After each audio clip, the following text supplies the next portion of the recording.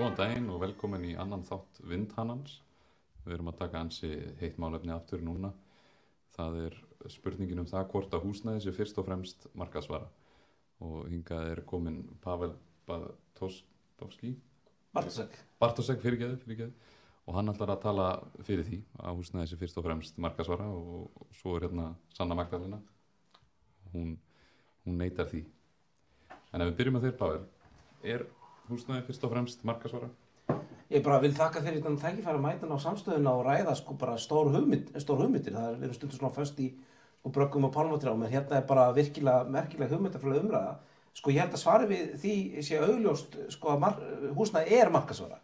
Ef við erum að spyrja ríkjandi ástand, þá það þannig. Hús ganga kaupum og sölum, fólk leigir húsnæði við öðrum á markaðsverði, þannig ef við erum að spyrja ríkjandi ástand, þá held ég að sama hvort maður vilja það ekki, þá svarið við þessari spurningu já. Ég held að öllu forvitnileg spurning sem ég svo ímynda mér sé efni þáttarins það hvort að við viljum að húsnæði sé markaðsvara, hvort að húsnæði ætti að vera markaðsvara. Og svarið hvað mig varðar það einnig játandi.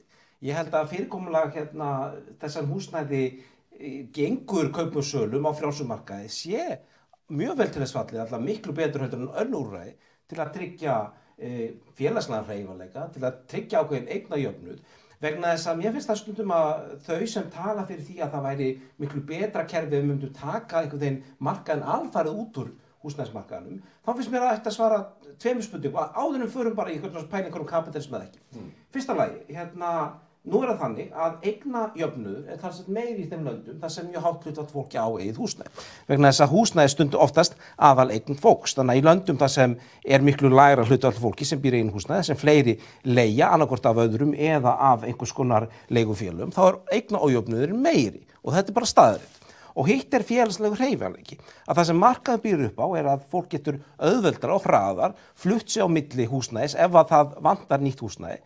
Frekar en einhver opinber kerfi annarkur getum leigufélög eða sameignarfélög þar sem fólk sækir og fær beiðni að flytja sig og það miklu sviðasetna.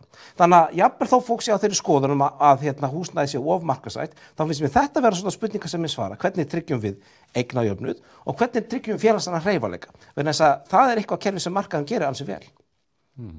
Já, takk fyrir að koma, Pavel, og takk fyrir að segja þína skoðun og við vonumst einmitt til þess að geta dýpkað umræðuna með því að taka kaflaðar þetta.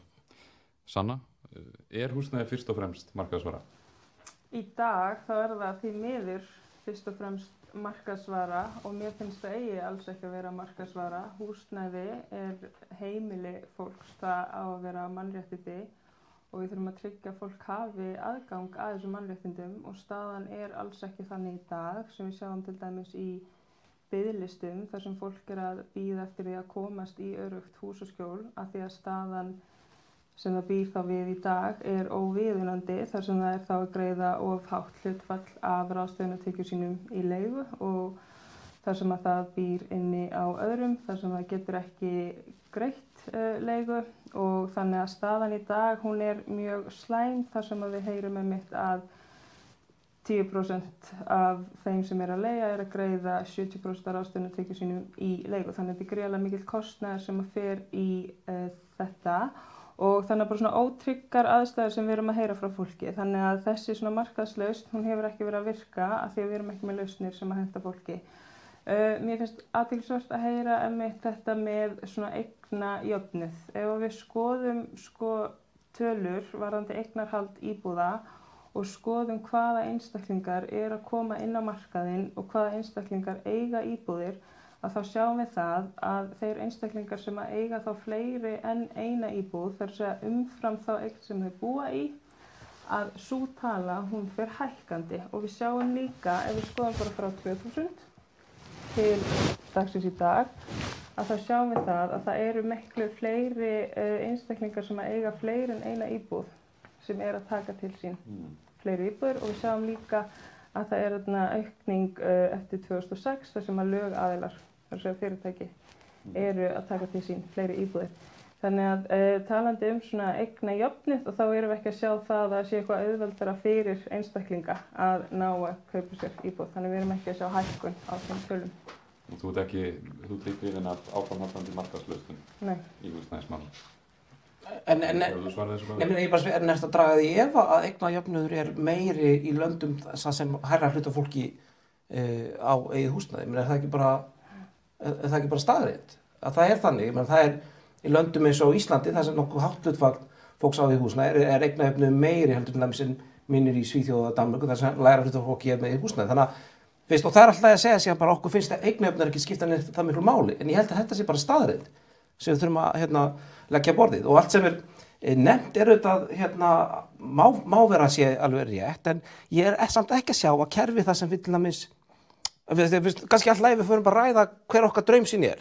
Er draumsýn þín og sósíalista að einhvern veginn 90% af öllum íbúum sé í eigu ríkisins eða einhverja félaga eða einhverja sameignafélaga, hver er sýnin sko? Þannig að ég get alveg sagt hver mín sýn er. Ég vil meina að langstærsti hluti af húsnæðismarkaðnum á að vera markaðsdrifinn, en svo er meira en sjálfsagt og nauðsynlegt að hafa ákveðið húsnæði fyrir fólk sem þarf á aðstoð með sín húsnæðismál að halda, og svo er mjög sniðugt og skynsamlegt að beita húsaleigubótum með einhvers konar húsnæðisbótum fyrir fólk sem er einhvers staðar þarna á milli.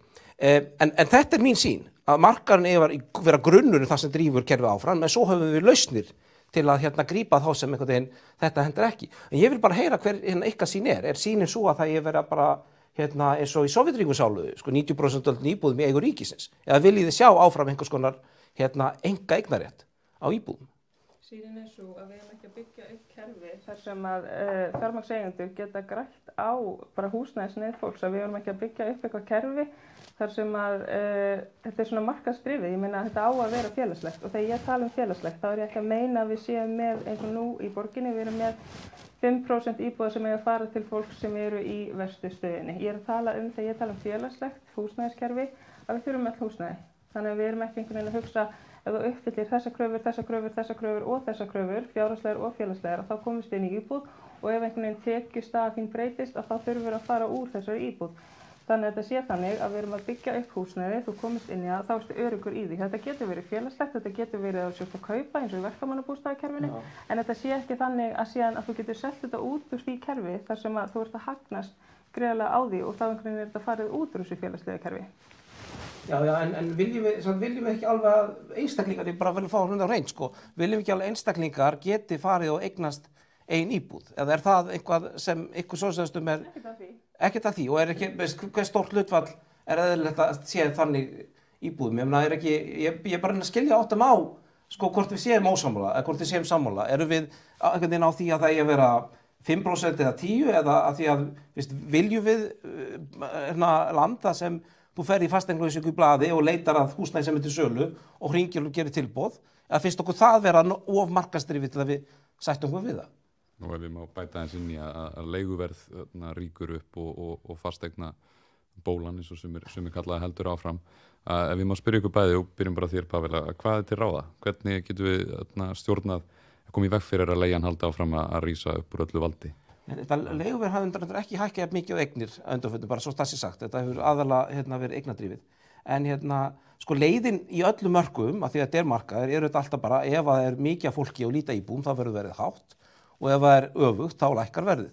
Þannig að leiðin að þessu er alltaf bara að byggja fleiri íbúðir, og það er ekkert endilega höfuðatriði í hvaða eignaformi þær eru, en mín skoðun er sú að árangursríkasta leiðin til að hjálpa fólki með sín leigumál er einfaldlega með einhvers konar húsnæðisbótum.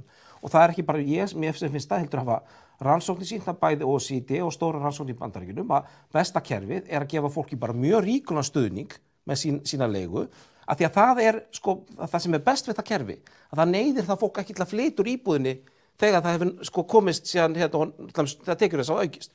Ókostur ýmislega félagslega kerfi eru þau að þú fær kannski inn í einhver íbúð, svo eru tekjurnar hærri, eða eitthvað breytist í aðstæðum, þá missuru íbúðinu, við viljum það ekki, og þess vegna er í rauninni kerfið sem er einhvers svona húsnæðisbætur best, að fólk getur valið sér bara íbúð eins og hendar, fengið til að byrja með mjög ríkulegan stuðning, til dæmis það er ungt og tekjulítið, eða bara tekjulítið, og síðan þegar tekjurnar hærri, þá bara lækka bæturnar, þangað til þeir eru orðnar 0. En það er engin sem neyðir fólk til þess að flytja úr íbúðinni eða færa þessu á milli.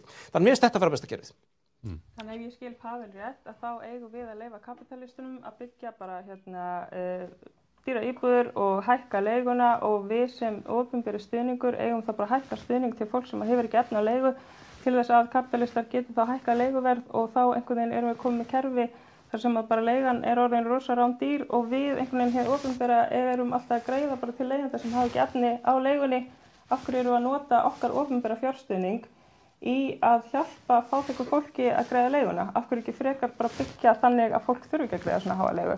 Og svo líka, annar galli við þennan stuðning er að þá þarftu alltaf að fara í gegnum eitthvað svona mat til þess að geta fengið þá sérstaklega húsnæðisstuðning eins og hjá sveitarfélögum og þú uppfyllir ekki alltaf þessar kröfur. Þó að þú búir við mjög slæma stöðu og þá uppfyllir ekki alltaf kröfurnar. Þannig ég hefði haldið að vera auðveldara að byggja upp kerfi þar sem að húsnæðiskostnaðurinn ekki svona hár til þess að byrja með. Og líka þegar ég var að tala félagslega húsnæðiskerfið að þá að þú þurfir ekki að fara úr því þó að tekjurnar verði aðeins betri, eins og við sjáum í Vínarborg, þegar þú ert komin inn, þá þeir ekki hengt út þó tekjurnar verði aðeins betri og það miklu stærra svona félagslega húsnæðiskerfið.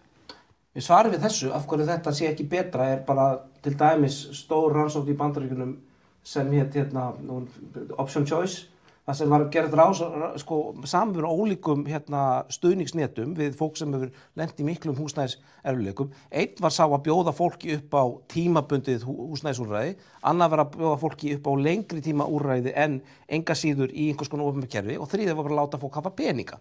Og þriðja kerfið virkaði best, það sem var hæst hlutfall fólki sem fyrst þáði það úrræði og í öðru lagi hæst hlutfall fólk sem var áfram í öruggu eftir einhverja mánuði að því að það hefði verið beitt. Þannig að ef menn hafa ágjörð, ef aðal ágjörð fólks er á því, við þurfum að sætta okkur hvað er vandamálið. Er vandamál sem leysa það að fólk sé ekki í öruggu húsnæði eða er vandamál sem leysa það að sé einhver kapitalistar að græða? Vegna þess að ef við erum svo einbeitt á því að það sé vandamálið, þá held ég við getum svolítið missjónar af því að leysa fyrra vandamálið. Ekki Sannar samt líka svolítið að benda á að þetta kannski bara ekki eins skilvirkt og það geti verið? Ég held að það sé mjög skilvirkt. Tap á peningum og hendar illa fyrir flesta? Ég held að sé ekki þannig að þegar fólk á hinum almenna markaði auglýsi íbúð til leigu þá sé að gríðarlega meðvitað hvernig hinn ólíku félagslegu stuðningsúrræði eru. Það einfaldlega bara auglýsi leigu á því hæsta verði sem til þess að geta fengið fyrir hana og við segjum þá bara við ætlum að hjálpa því fólki sem hafa ekki efnátt í að borga hæsta mögulega verð. Þannig að þú myndir vilja bara láta peninga í hendunar á fólki auka þennan stuðning og það er skilvirðiskanslega mínu mati. En ég er ekki að segja að við hefum ekki í einhverjum tilfellum að bjóða upp á fjölbreytta húsnæðiskosti öðru leyti.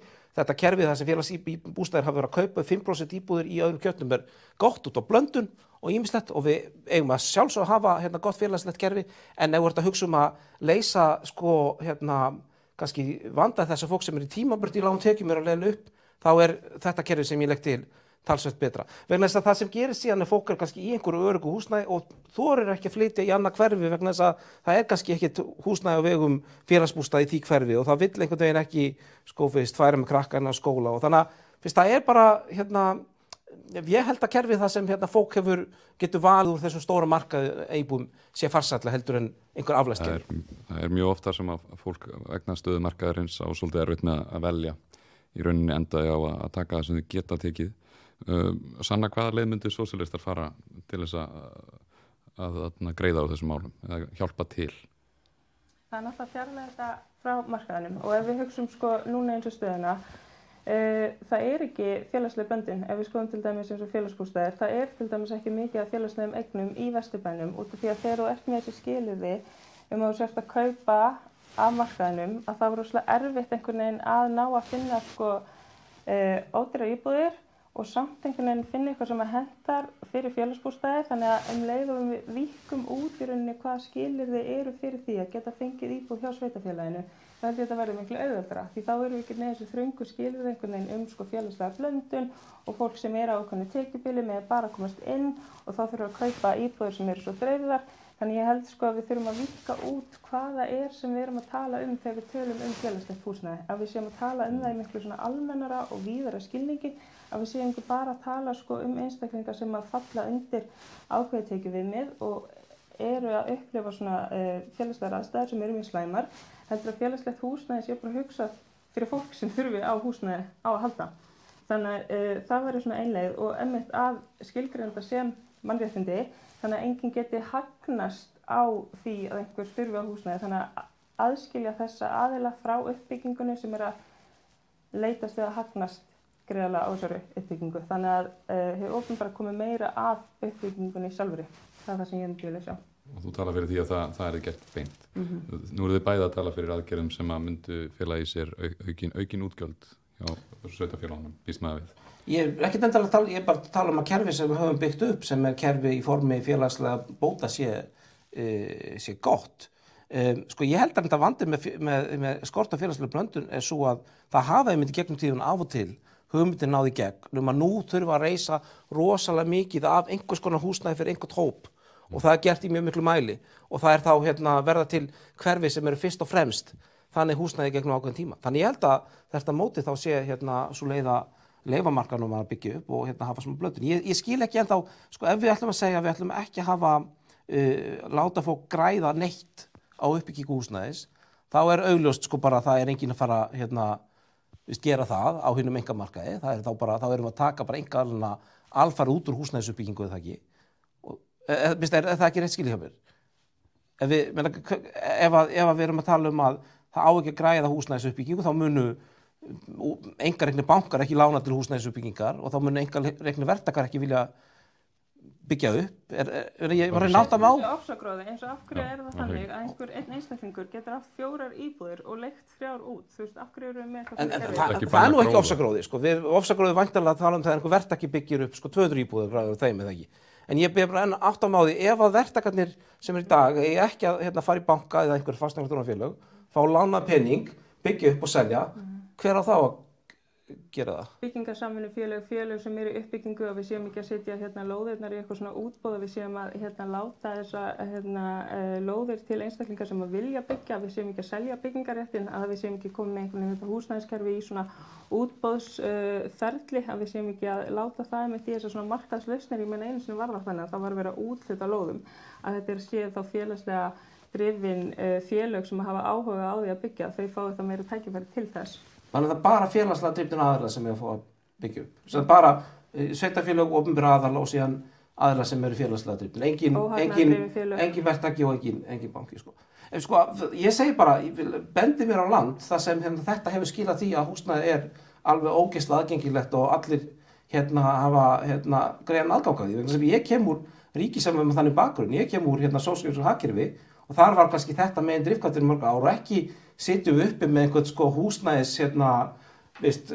overflow sem við getum hvað að gera við. Þvert á móti, þá flest þessi ríki sem fóru þessa leið á sínum tíma eru ríki sem ennþá í dag að vinda á sínum húsnæðisvandræðum. Nú held ég að Austurríki sem fínt kerfi sem svipar aðeins til þess, en Sanna, átt þú þér eitthvað svona drauma fyrirmyndakerfi?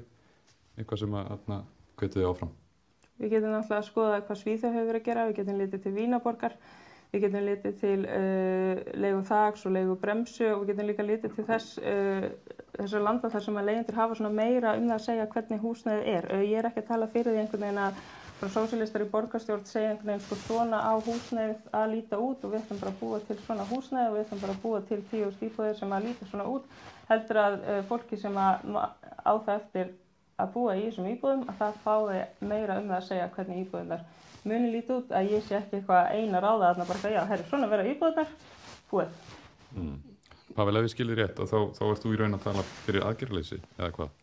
Ég meina... Nei, ekki algjöru aðgerðarleysi, ég tel að það séu til skynsamlega aðgerða húsnæðismarkaði, ég meina fyrst og fremst en sko við getum ekki missjónar því að ef þú ert með 100.000 manns sem þurfa húsnæði og húsnæði laust fyrir 80.000 manns, þá verður einhvers konar árekstur þarna milli. Það og sama hvort það sé markaðslega það þess að annars. Ef það er oflítið húsnæði og mikið fólki sem vil búa í því, þá erum við vandamál. Ef við erum með vandamál á hinn bóginn, þá erum við með aukt húsnæði. Mér finnst alltaf að beita eins og ég segi, aðgerðum sem eru þá beitt stuðningu við þá sem þurfa húsnæðinu að halda. Ég held að sé árangursleið. Mér finnst alltaf að grunni berjast svolítið gegn þessari sem nimbísma sem út allt, af því að ég hef verið talsmaður þéttingarbyggðar, ekki bara út af úrbanískum ástæðum, heldur bara að það er skynsamlegt að byggja þétt og mikið, vegna þess að þá getum við byggt fyrir fleiri og þeir sem berjast gegn því oftast nær, ef við segjum það beint, það eignafólk sem á hús fyrir á nákvæmlega svæði og vill ekki samkjöfni sitt húsnæði.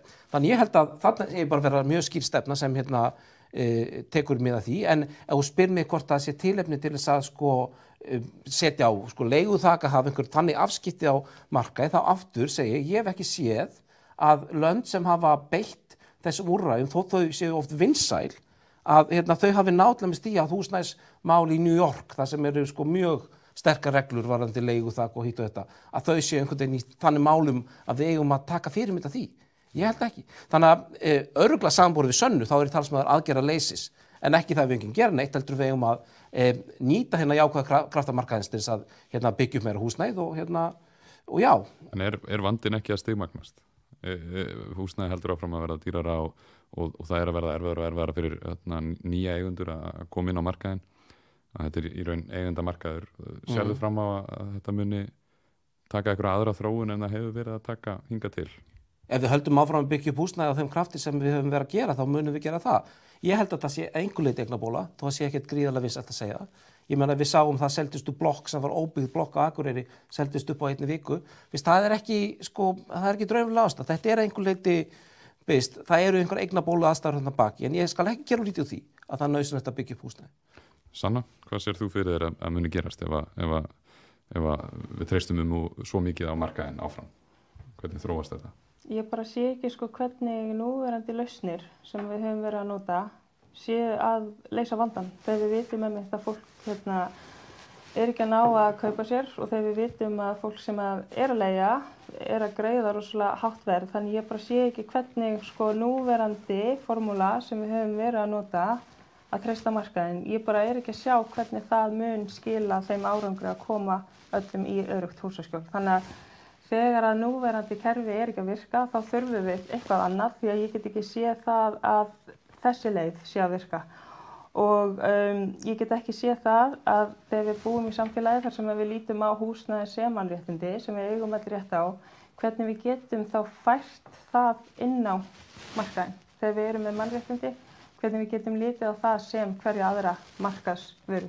Það er bara það sem ég á mjög erfitt með að skilja. Þannig að alveg eins bara við erum öll að drekka vatnina, við bara náðum í vatni úr krananum, þannig að ég á mjög erfitt með að skilja ef við myndum allt í einu fara að rukka fyrir vatnið. Við erum öll að anda, þetta er kannski dálítið drastískt þegar maður að segja þetta, en við erum öll að anda að okkur loftinu og það kostar ekkert og við öndum. Og ég horfði á bíómynd fyrir löngu, ég man ekki hvað bíómyndin hét, en þetta var ég held að Justin Timberlake hafi leikið henni og þau voru öll með eitthvað svona úr á sér. Og ég man ekki alveg sögðræðin, en þetta var eitthvað svona þannig að þau voru alltaf að ná sér í mínútur eða eitthvað og þegar það voru allar mínútur búnar að þá myndu þau deyja, eitthvað svo leys. Þannig að mér finnst alltaf eins og ég sé þetta, þegar við færum húsnæði undir lögmál markaðsins að þá þetta ekki lengur orðið félagslegt og ég lít á vatnið sem einhvern félagslegt. Við höfum öll aðgengi á því allan hér á Íslandi og ég lít á bara loftið sem við öndum að okkur, eitthvað sem við höfum öll, en þegar þetta er á markaðnum þá bara sé ég einhvern veginn hvernig fólk sem hefur tæki og tól til þess að græða á þessari uppbyggingu, það einhvern veginn nær að svona hópast í kringum húsnæði og græða og fólki sem er fyrir utan og þarf á húsnæði, þá við að komast inn í þetta.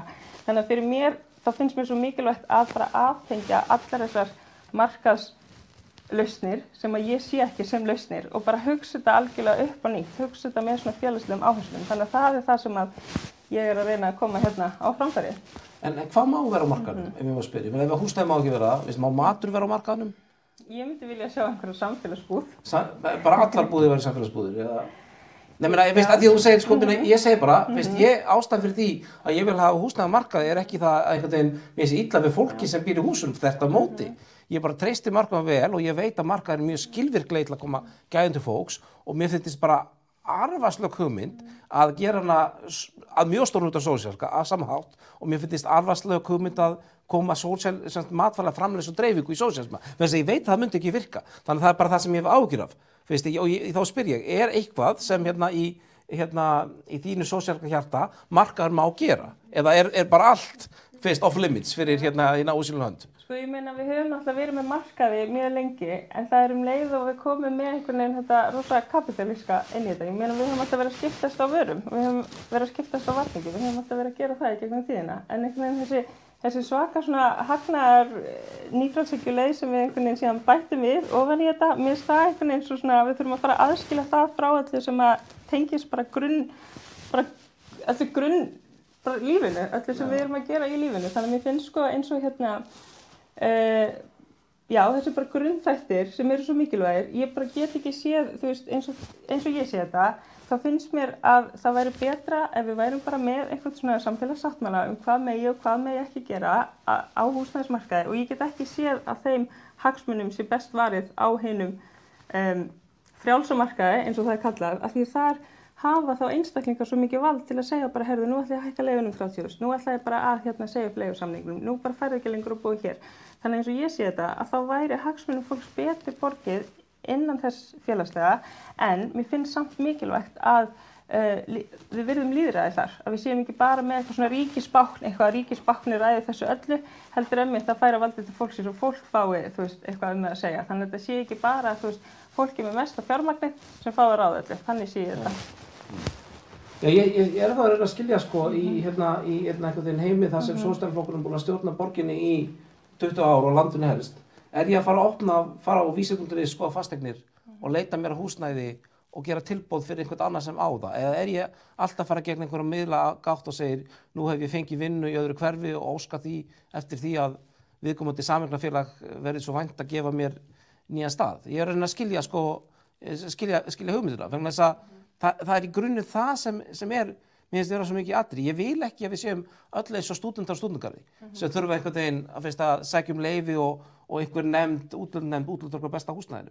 Vegna þess að það er líka vandi að sko ef við hugsum síðan fólk af erlendu uppruna eða eitthvað þannig. Og ég er ekki að segja að staða þeirra sko á eignamarkaðnum sé alltaf frábær. En ef við til dæmis hugsa sko, hefur fólk aðeins upplega lent í því að einhver vil ekki leigja því húsnæði? Já, það hefur gert það. Hefur fólk lent í því til dæmis að það sé ekki komin alveg hratt inn í kerfi til að fá húsnæði þegar það við halda? Já, það hefur lent í. En ég hef ekki oft heyrt sko að einhver bara sko vil ekki selja útlendingi íbúðina sína. Þegar á hólminu komið og þegar þú átt fjármagn og einhver vill selja, þá er fólk ekki að horfa á það. Þannig ég er líka hræddur það sem hefur sumstaðar gerst í svo við nöfnum Svíþjóð og í sumum hverfum, þar sem það sitja þá heimamenn sem hafa búið í langan tíma inn í miðborgum í frábærum félagslegum íbúðum sem eru byggðar á einhverjum almenningsforsendum og síðan er allt fólki sem einhver nýtt. Það er einhver staðar fjarri öllu að því að einhvern veginn forgangsröðin er þannig. Þannig að, svo ég bara segi, ég hef alveg ágjör af félagslega hreyfanleikunum þegar kemur að því að gera kerfin ósósíalísk. En Sanna, þú að tala fyrir algeri yfirtökur í raun borgarinnar á markanum, að það verði engin markaður? Ég er bara að tala fyrir, ekki að borgin taki yfir, heldur þetta verði, félagslega lausnir þannig að við fjarlægum þessar fjármagnseigendur sem eru að reyna að græða á neyð fólks, það er það sem ég er að tala Já. En þetta er ekkert alltaf neyð. Ég meina, það sumir einstaklingar sem alveg í neyð og getur sammála því að þurfum aðstoðar. Ég meina, mjög mikið fólki sem er að leita sér á húsnæðinu almennum markaði er ekkert í neyð. Ég meina, það er bara fólk sem er bara að leita sér að stærri íbúð. Ég meina, við getum ekki sett allan til þann hátt. Ég meina, erum við á móti því að vel efnað millistetta fólk eða jafnvel hærra eins og ég, að það bara fari og taki lán og kaupi íbúð einhverjum stórkapitalista. Er það í alvörinu vandamál sem við þurfum einhvern veginn að tækla? Ég myndi líka vilja sjá samfélagsbanka fyrst við erum að tala um banka. Já, það má vera, það má hafa fjölbreyttar lausnir, en ég sé ekki af hverju einhvern veginn heimur væri betur settur ef að eins og segi ríkt millistetta fólk sem hefur enga þörf fyrir opinbera aðstoð með sín húsnæðismál mætti ekki kaupa íbúðir af einhverjum verktökum sem vilja græða og fá til þess lán frá banka. Ég bara sé ekki vandamálið. En getur það ekki gert gæfu mun að þó þú kannski þú pólar ekki alveg kerfinu en þú bætir inn, þú eykur uppbyggingu félagslegs húsnæðis, þú stofnar ný samvinnufélög sem að geta byggt meira og komin á markaðinn og þú gætir haft eitt samfélagsbanka. Jú.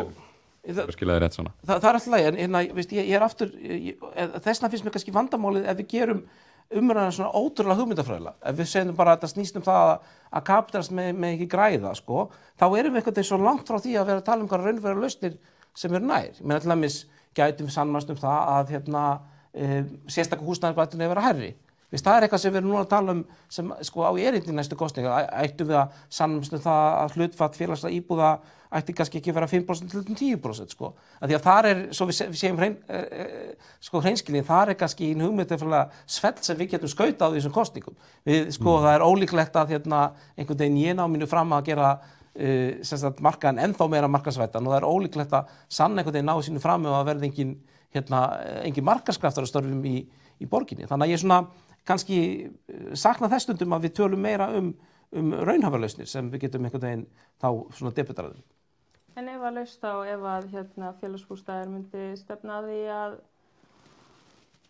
eiga 15% íbúð í borginni? Sko það má alveg velta því fyrir sér. Ég hef vel velti fyrir mig hvort að við þurfum að hafa þetta hlutfall að svo gera kröfum á hlutfall sé leiguíbúða. Ég hef ekki sett þetta á stefnu, en ég væri svona forvill að ræða það á einhverjum forsendum því að þá erum við komin líka með meiri blöndun heldur en ef það er bara þannig að félagsbústaðir leysa einhverjar eða þannig félög leysa fleiri blokkir á ódýrum lóðum fjarri miðbænum sem ég stundum hræddur maður lausn ekki orðið. Nú er verið að halda áfram útboði á lóðum, er það ekki rétt? Og hvernig líst þér á það Sanna? Heldur að nú var fundur í gær hjá Dagur B. kom og var að kynna hvað þau hefðu gert í húsnæðismálum. Sérðu fram á að þetta sé að skila árangri, Sanna? Aðgerðir meira hlutans í borginni? Nei, ég talaði við leigjanda í gær sem að fannst bara að þetta væri, við erum búin að bíða og það er alltaf að vera að kynna einhverja lausnir en við erum ennþá að bíða eftir öryggi. Þannig að þetta er dálítið, það sem ég skil ekki er einmitt hvenær munum við sjá þetta öryggi, hvenær munum við sjá að fólk búi ekki við óöryggi. Þannig ég bara skil ekki ef að kerfið er svona gott, af hverju er þá fólk hringjandi í mig bara hvað ég að gera, hvað ég að gera, leigan hækkar, hvað ég að gera, ég er búin að vera þessum biðlistæði næstu 3 ára eftir íbúð, hvað ég að gera, ég veit ekki hvert ég að fara, hvað ég að gera, ég er að slíta múti vinnu númer 2 og ég er að borga ef þetta gæti útskýrt fyrir mér, ef að, markaðurinn er svona góður, hvað ég að segja við fólkið sem er að hringja í mig og er bara eitthvað, ég geti þetta ekki. Veist þér vel á þessar aðgerðir, Pavel? Eða víst þér vel á þær? Sko, ég meina, ef ég myndi líklegast ráða þessu eitt, þá væri mögulega hlutfall þess sem er útdeilt til markaðins líklegast aðeins herra, en við höfum verið að láta mjög mikið af lóðum, útluta mjög mikið af lóðum til aðila sem ekki eru hagnadrifnir, sem gerir þetta verkum að lægra hlutfall af íbúðum sem kemur á markað er íbúð sem við geta farið í blöðin og leitað að og keypt og selt. Og ég er ekki endilega viss að ef að hlutfall þeirra íbúða væri sko miklu lægra að við myndum búa við betri fasteignamarkað. Þannig að í grunni finnst mér stefnan okkar góð, en þetta snýst alltaf bara að koma með fleiri lóðir, bæði okkar eigin eigu einkaaðila. En sko þetta mál leysist ekki öðruvísi en það að við byggjum meira. Það leysist ekki með því að það verði einhvern veginn miklu betri og vingjarnlegri aðilar sem taka að sér að leysa íbúðir. Við erum bæði sammála þar að þurfa að byggja meira. Það fer eftir hvernig íbúðir er verið að byggja. Það gengur ekki að byggja íbúðir sem enginn er að kalla eftir og sem eru síðan auðar eins og það er ekki að kalla eftir íbúðum sem það get ekki búið í, eins og við sjáum sko þessar íbúðir hjá höfninni eitthvað 100-300 milljónir. Ég veit ekki, kannski er ríkt fólk bara í byrjuð eftir að kaupa þær íbúðir, en sko það er ekki nóg að byggja bara meira. Það þarf að byggja íbúðir sem að henta fólki og þetta með sko óhagnaðardrifið að 20-25% nýrra íbúða eiga að vera þá í svona kerfi sem er þá að henta fólki sem að getur ekki greitt mikið af sínu ráðstöfunartekjum í húsnæðiskostnaði eins og stúdentar og fleiri. Ég bara skil ekki, fyrir mér finnst mér bara að húsnæði eigi ekki að vera hagnaðardrifið. Ég er bara þar. Þannig að ég á bara mjög erfitt með að skilja sko af hverju það megi ekki hækka þetta hlutfall út af því að við erum með fólk sem er alltaf á biðlista. Ef að fólk er alltaf á biðlista og meðal biðtíminn til dæmis eftir húsnæði félagslegu er tæp 3 ár. Af hverju þá ekki að hækka þetta viðmið? Ætti ekki að endurskoða í rauninni húsnæðisstefnuna ef það er alltaf fólk sem er að bíða til lengdar? En það er samt, ég neita því ekki að sko húsnæði er alltaf þörfinur einn og svona, en svo kannski ef maður veltir sér hvað er sem fólk úti vill. Og við erum kannski talað aðeins ólíka kjósendahópa, en mér finnst og ég veit ekki hvort sko, þú líka væntanlega alveg talsvert eftirspurn hjá fólki að segja bara ég vil kaupa mér íbúð. Veist, ég meina, er ég eini sem að fá þau skilaboð fólki? Ekki þetta svolítið algengt að fólk biðja það? Það ekki bara fólk sem segja ég vil fá að vera leigutaki í mjög hagstæðri öruggri leigu.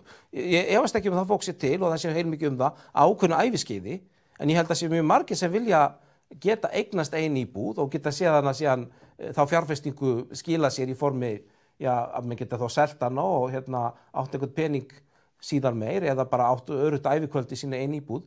Þannig að mér finnst líka svolítið skrítið að segja við þann hóp fólks, herðu, ég veit betur, ég held að við þurfum að hafa miklu aðra hlutfall í einhver öðru kerfi, sko. Fólki sem vill eignast, það einmitt ekki að ná að finna eitthvað sem það getur keypt. Af því þetta bara, þetta svo erfitt. Já, það er erfitt vegna þess að við getum aldrei, við vinnum við sagði sko sem í gríni að það sem við þurftum á íslenska markað núna væri að byggja kannski 50.000 sko 40 ára gamlar íbúðir. Af því að sko það er líka þannig að saman hvað við byggjum mikið að fyrstu kaupendur þeir fara oftast ekkert í nýjustu eignirnar. Það er eins og mjög ólíklegt að fyrsti bíllinn sem við höfum keypt okkur hafi verið glanýr bíll. Það er oftast þannig að fólk fer í eitthvað annað. En markaðurinn, mér finnst kannski dálítið óheðilegt að taka dæmi af örfáum íbúðum við höfnina sem einhvern veginn bara þetta sé það eina sem markaðurinn verið að byggja. Það er náttúrulega ekki alveg satt. Frá því aðalskipulagið tók gildi 2013 þá hefur meðalstærð íbúða sem hafa byggt verið 90 fermetrar. Þannig að íbúðnar hafa verið að minnka mjög mikið af hverju vegna þess að markaðurinn hefur verið að bregðast þannig við. Og þegar við sitjum í skipulagsráði þá er undantekningarlaust komið inn að markaðurinn að kalla eftir því að byggja fleiri minni íbúðir. Vegna þess að það er það sem markaðurinn vill og það er helst kannski stjórnmálamennirnir sem hafa áhuga á því að blanda þessu frekar. Þannig að þú sér fram á að þetta muni bara fara nokkuð vel, muni lagfærast, staðan muni bætast, fleiri ná að eignast hús. Algjörlega, og fyrsta lagi þá skulum við líka segja það og það ég hef aldrei vinsætt í svona þáttum að segja það, en staðan á alþjóðvísu er ekkert mjög slæm hér. Ef við tökum bara þætti eins og það hvað þú getur leigt stóra íbúð eða hvað þú getur leigt mikið fyrir þína tekjur, þá er ekki mörg lönd í Evrópu heiminum sem eru jafn góðum málum við og lönd þar sem menn hafa gripið til mjög drastiska aðrar koma oftast ekki ber út. En ég er sannfærður það að þegar að þessar íbúð sem við erum núna dettin á markað þá muni það klárlega verið til þess að það verið auðveldara eignast íbúð. Sanna, þú heyrir í þó nokkrum leigjendum, þú hefur talað við mikið af leigjendum. Þau vilja komast út af leigumarkaðnum, er það ekki rétt? Er mögulegt fyrir þau að eignast íbúð fyrir mörg þeirra? Nei, og ég vil aðeins bregðast við stöðuna í alþjóðlegu samhengi. Bara ég var að lesa núna nýlega kjarafréttir frá Eflingu segja draga upp allt öðru að mynda af þessu. Við skoðum bara með við kaupmátt og þá ef þú ert að kaupa þína eign hér á Íslandi og þá er staðan bara mjög slæm með við aðrar Evrópuþjóðir. Þannig að það er allavega tölurnar þar. Sko fólk sem er að leigja hér sem að myndi alveg vilja leggja fyrir til þess að geta keypt íbúð að það er ekki hægt af því að þú ert að greiða eins og 250.000 á mánuði í leigu, ein ungkona sem ég talaði við sem að leigir í borginni.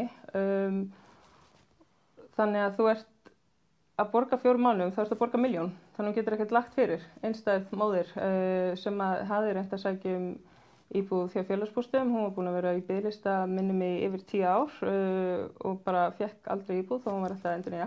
Og þetta er svona kannski dálítið bara fólk er að greiða svo háa leigu, nær ekki að leggja fyrir og skiljur ekki af hverju það gæti ekki einhvern veginn komist í þetta greiðslumat þar sem að það sýnir fram að hvað það er að greiða hátt verð mánaðarlega.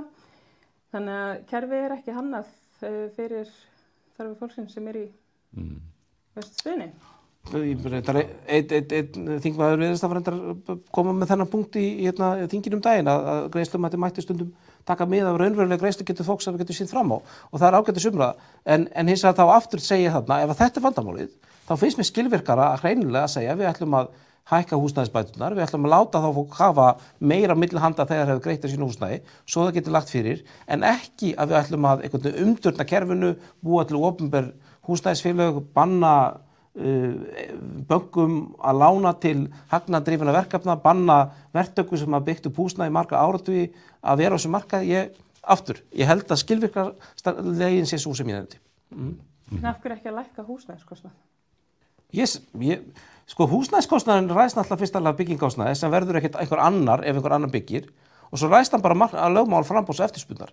Og ef við erum með jafnmargar íbúðir og jafnmargar sem við leigja, þá hefur það ekkert áhrif á verði af húsnæði, annað en það við getum niðurgreitt húsnæði með einhverjum hætti, með því að einhvern veginn að hið opinbera gangi ábyrgð fyrir lánum og eitthvað svoleiðis sko. En þannig að ég held eins og segja bara þessi miklu fastari leið að gefa fólk þetta frelsi að velja sitt eigið húsnæði, hvort sem er leigjendur eða hitt heldur en að hið opinbera taki sko einhvern gríðarlega stóran þátt í rekstur húsnæðismarkaðar. Sanna, getur hið opinbera að lækka húsnæðiskostnað? Já, ég trúi því. Ef þú ert ekki með það leiðarljósi að koma út í svaka plús, þá náttúrulega bara greiðir fólki, bara góð laun og en þú ert ekki með það að markmiði að ná út svaka gróða. Það hlýtur að lækka, það hlýtur kostnaðurinn að lækka. Ég meina, ef þú ert með þessi gleru á þér að markmiði er að byggja gott húsnæði, þá ég meina, já. Já, þetta er náttúrulega ákveðin, þessi mýta þetta kemur alltaf upp og hún snýr þetta bara að því að sko þið opinbera þarf náttúrulega fjármagna sér rétt eins og aðrir. Reykjavík gefur út skuldabréf og svo er fólk sem tekur þessi skuldabréf og við borgum fólki fyrir að lána okkur peninga og svo borgum við tilbaka með okkur vöxtum og þetta er okkar hagnaður sem við þurfum að ná. Bankar og aðrir þurfa líka að ná þessum hagnaði og þeir sem byggja í húsnæði þurfa líka réttlæta þessi fjárhagskostnað. Þannig að sko það er ekki alveg hægt að láta þetta hverfa að segja bara við munum bara gera allt eins nema það verður engin hagnaður en auðvitað er hægt að sko mögulega eins og ég segi, ég er ekki alfarið á móti því að við séum með óhagnaðandi kerfi hliðin á markaðnum en ég bara, og ég veit ekki hvort þið séum sko sammála eða ósammála, hvort þið séum bara fara fram og tilbaka, endurtaka sömu frasana, en ég vil allavega ekki sjá land þar sem það er mjög erfitt að eignast eigið húsnæði og allt er einhvern veginn undir einhver félagslegum kvörðum og allt er undir einhverjum félagslegum kvöðum og kannski erum við sanna ekki, kannski vill hún líka sjá þannig nema munur á hlutfallin sé ólíkur en mér heyrist nú reyndar á okkar samtala að munur með okkar kannski aðeins meiri heldur en það. Sanna, eitthvað að segja út af þetta? Já, ég meina, mér sko ekkert að því að fólk eigi sitt húsnæði og það er bara mjög leiðilegt að sjá að mér sko þróunina sem hefur orðið bara húsnæðismarkaði bara síðustu ára. Ég meina við vorum með ýmislegt svona eins og verkamannabústaðakerfið og við vorum með bara ýmislegt með gott sem að hefur síðan verið lagt niður af því að markaðsöflin hafa verið kynnt inn í þetta félagslega húsnæðiskerfi. Þannig eins og ég bara sé þetta, kannski er það bara uppeldi mitt eða kannski er það bara við nálgumst hlutin út frá öðruvísi svona sjónarhorni en ég einhvern veginn sé aldrei að innkoma markaðarins hafi leyst hlutina, bætt hlutina, gert það betri fyrir fólk. Heldur einmitt hvernig markaðurinn hafi bara rústað hlutunum og ég vil fara aftur á þann stað þar sem einmitt við sáum meira öryggi og ég tek verkamannabústaðakerfi sem einmitt dæmi þetta svona þessa góða fyrirmynd sem var til staðar. Eitthvað sem var til staðar og virkaði. Pavel, við kannski fyrir að láta þetta liggja hérna. Pavel, þú segir já við því að húsnæði sé fyrst og fremst markaðsvara og fluttið þetta mál hérna. Ég segi bæði að það er það sem staðarind, við erum sammála um það. Ég segi líka að ég myndi ekki vilja heimi það sem, já, fyrst og fremst, og ég myndi ekki vilja búa í heimi það sem markaðsöflinu væri tekinu sambandi á húsnæðismarkaði. Ég held að það er ekki betur húsnæðismarkaði. Og Sanna, þú væri til að sjá einhvers konar aðferðir, gamlar og nýjar, sem að geti hjálpað til á markaðnum. En þá látum við þetta gott liggja og ég þakka ykkur kærlega fyrir að koma. Þetta var fróðleg umræða og þið hlustundur og áhorfendur heima, ég hveti ykkur eindregið til þess að kjósa á síðun okkar. Eru þið sammála því að húsnæði sé fyrst og fremst markaðsvara eða eru þið ósammála því? Í næsta þætti verðum við með stef nýtt sem er búið að búa til fyrir okkur og það verður alveg frábært. Og ég verð að viðurkenna eitt að ég er sósíalisti og þess vegna ætti ég í rauninni ekki að vera þáttastjórnandi í vindhananum í þetta skipti og við pössum þetta betur næst. Það eru þó nokkrir ungleðar úr mismunandi ungleðarhreyfingum, Pírata, Vinstri grænna sem að munu taka að sér stjórn þessara þátta og við setjum það í reglur þáttarins að það verði ekki eins og er núna sósíalisti sem er að stjórna kappræðum á milli fólks, milli einstaklinga þar sem einn er í sama flokk. Takk ykkur fyrir og við sjáum síðar.